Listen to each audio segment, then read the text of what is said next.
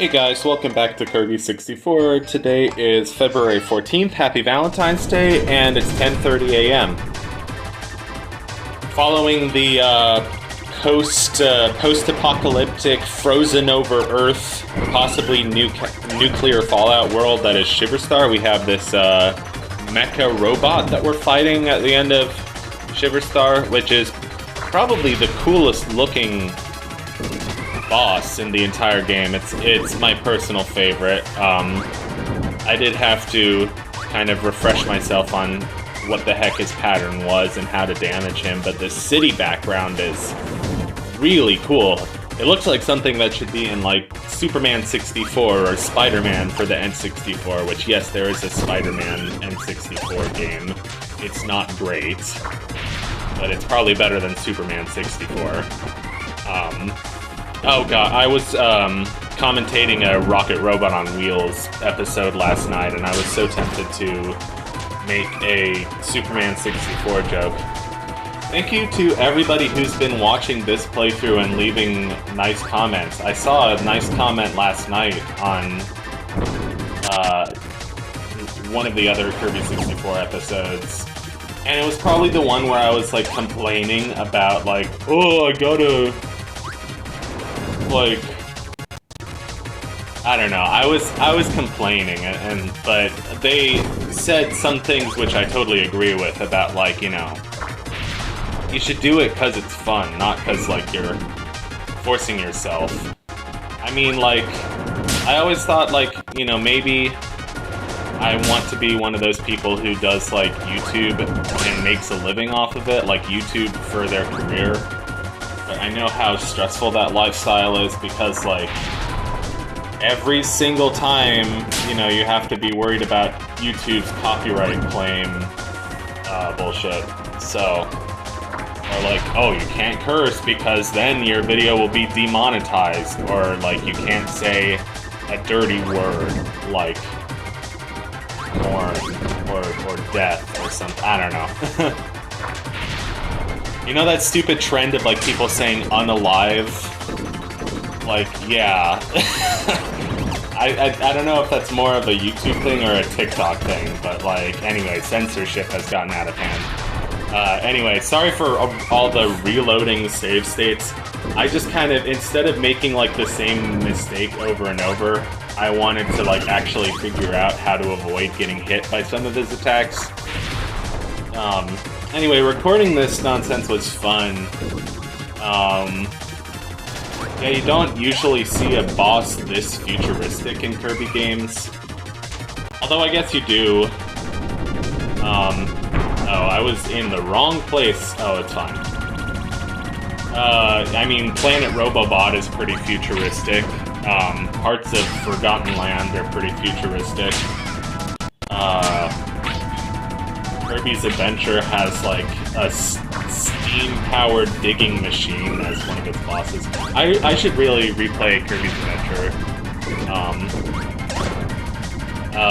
It's just for some reason the D-pad on my controller doesn't work great. I mean, I could try to rig it up with keyboard controls on a different emulator. Not have to use N64 emulator for every single game. That's a cool angle. I like that angle for some reason. Oh, I like that angle. Like, listen to me, I'm such a nerd. A nerd who dreams of maybe being a video game designer someday, except I don't even... Like, I was thinking the other day about Anodyne, how, like, they made Anodyne in 9 months, and both of them, like, it was their first game that they made together. Also, I totally should have caught the Shard here, because and did, like, a basketball mid-air catch, but obviously you can't catch the Shard mid-air. Like, the Shard only has collision, or whatever, once it lands on the ground. I love snow levels. Yeah, Ripple Star looks pretty bad. It's all corrupted and stuff. You know, I was thinking about how Anodyne was, like, Melos and Marina's first game together, and, like, they made it in less than 10 months, or 9 months. And, like, the way the dungeons... Like, the dungeons have such intricate, like, well-thought-out puzzles. Like... And, like, the progression throughout the game gets, like, a little bit harder and a little bit harder, to the point where it has, like, genuinely frustrating puzzles. But they're genuinely frustrating at the same time they're well thought out. So this is level 6-1, and I like it a lot. Because it's a callback to World 1-1, just, like, with a weirder background and with different enemies. It's super cool. It's super clever. Yeah, I like World 6 for many reasons. One being the music, two being the fact that it only has 3 levels. Is it 2 or 3 levels? I think it's 3 levels. But you're expecting it to have 4. Because, like, most of the other levels have 4 levels. Except for the first couple, I guess. I don't know. Also, it's, like, super weird and futuristic. Like, look at this. This game is so cool looking, and it has some of the most, like, weird-ass, futuristic nonsense. Whatever. I'm just gonna grab that shard. Don't mind me. What's the fan at the top of the... Like... You hit the ceiling fan. You stole fizzy lifting drink, and now the ceiling fans have to be cleaned and sterilized. I don't know. I haven't watched that movie in a while, but anyway. Yeah, exactly. This feels like freaking something out of Willy Wonka. This is what this game is. What it become. Oh, I like the little music notes and the bubbles. Just... Like, when playing the game, I'm, like, so focused on my character that I don't notice all the details, but now that I'm commentating it, I can be like, ooh, look at this detail. It's pretty rad. Okay, now we have World 2, too. This level is creepy. It genuinely creeps me out. This music is scary. It's very scary. No, seriously, this music is genuinely, like, haunting. It feels like something out of a creepypasta. It feels like something out of Silent Hill, even though I haven't played those games. And I always get... I made a joke, like, how I always get Silent Hill and Resident Evil confused. Because I do. Because they're both series, they both came out on PS1, and they both have, like, one character exploring a creepy place. Oh, so I don't know. In fact, I can't even remember which one Pyramid Head is from. Pretty sure it's Silent Hill, but I'm not even sure about that. I know Resident Evil has, like, tall, hot vampire lady. But it took 7 games to get there. What took you so long? What took 7 games to get to the hot vampire ladies? No, I'm kidding. Anyway. God, I can't believe it's taken me, like, so long, like over 2 weeks to get back into the groove of recording videos. And I think it's because, like,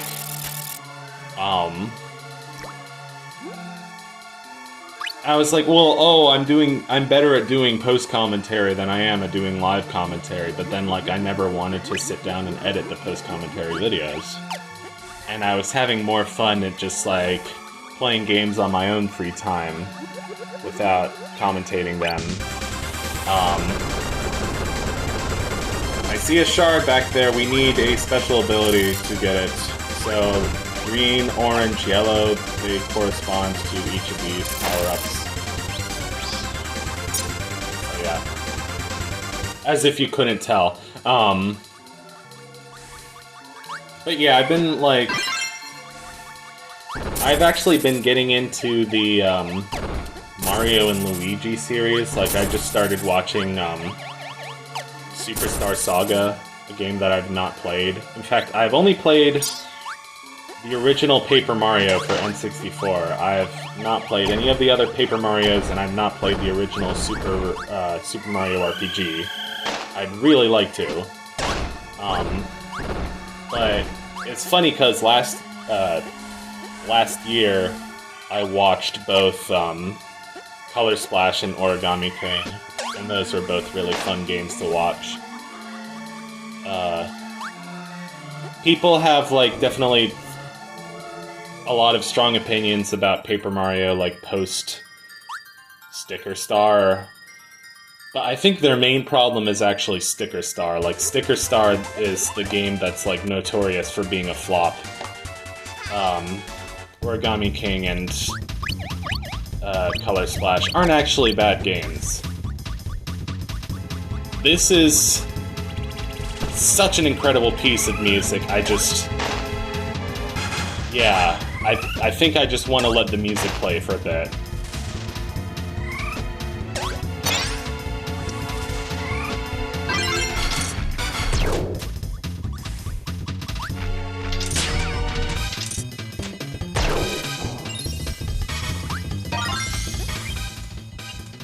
Yeah, it's incredible that they wrote, like, an actual jazz composition with, like, jazz solos for that level. Oh my god, I got so hyped, because I had mostly forgotten about that piece of music and that it was in this game to begin with.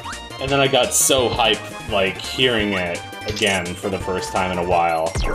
Anyway, because I had the specific ability, Needle and Bomb, it turns you into a Gordo. And then you can just kind of like float over the level and explode. It's a fun ability to use. I'm sorry I cut out most of my time using it. So here we get a sax solo. What I can only assume is a MIDI sax. Also, this level is so unique looking. It's like so weird looking. How would you even describe the way this level looks? And a drum solo. Like that movie I never saw, Whiplash. It's like Quiplash. And like, what are these rooms? Like, what is this tree with this rainbow? It looks like a mall, kind of, like a playground in a mall. I don't even know how to describe it. But what's cool is, like, the tree keeps going up, and then, like, the time of day changes. Or the season, I can't remember. I think it's the time of day. Yeah, just look at this level. Look at, like, the designs on the floor, like... Oh my god. This has to be the worst commentary ever, like, oh, look at how cool this level looks, look at the design on the floor. Shut up, stop being such a nerd. But yeah. Oh, I got back into playing Mario Party 3. That's a fun game. Originally I thought it was frustrating, but I've been having more fun once I got back into it. I also have been playing Chipper and Sons Lumber Co., which is, I think Scott Cawthon's last game before he started the FNAF series. Because it was 2013 and FNAF 1 was 2014. And he was gonna make FNAF 1 and retire in 2014. And now he's probably, like, a millionaire. I don't know. I don't freaking know. Life is weird, man. But, Chipper and Sons is a fun game. It's extremely funny. And I beat it last night. That was fun. It's very grinding heavy. You're at the mercy of the game to provide you with random items, and sometimes it can take a very, very long time to grind for an item that you need because you're at the behest of RNG and random enemy drops. But actually last year, I think it was last year, I played a game called Tyke & Sons, which is a fan-made sequel to Chipper and Sons. So it's funny how I played the sequel before the original, which I am wont to do sometimes. Oft, as it does So yeah, I don't know. I want to do a Let's Play of both of them, probably. And I might start with Taiken Sons, just because it's more engaging right from the get-go, and it might be a less of a stressful LP. Also, this is a beautiful room, like, with all the stars. This is a beautiful room, too, with, like, the trees and flowers, the weird, like, kind of bonsai theme that they got going on. I don't know. This feels very Japanese. But yeah, I feel like my gut feeling is it would be like a less stressful LP because I would not have to spend so much time grinding.